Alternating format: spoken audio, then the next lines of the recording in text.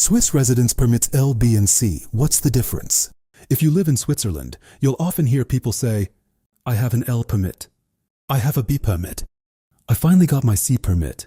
But what's actually the difference? Let's make it simple. First, Permit L, short-term residence permit. The L permit is generally for a limited stay in Switzerland.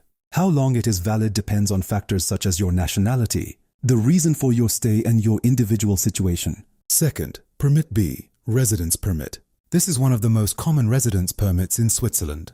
Its validity and renewal conditions depend on your nationality and the reason you are living in Switzerland, such as employment or family reunification.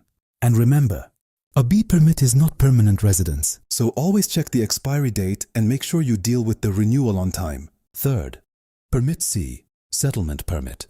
The C permit gives you a more permanent and stable residence status in Switzerland. But getting a C permit is not automatic, just because you have lived in Switzerland for a certain number of years. Your nationality, how long you have lived in Switzerland, your integration, language skills, and other personal circumstances can all be relevant. And there's an important detail.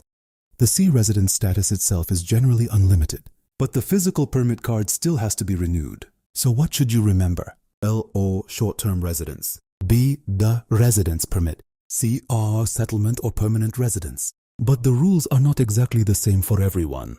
They can depend on your nationality, reason for staying in Switzerland, and personal circumstances. And so don't assume that because someone you know received a C permit after a certain number of years, you will automatically receive it at the same time. Always check the rules that apply to your own situation.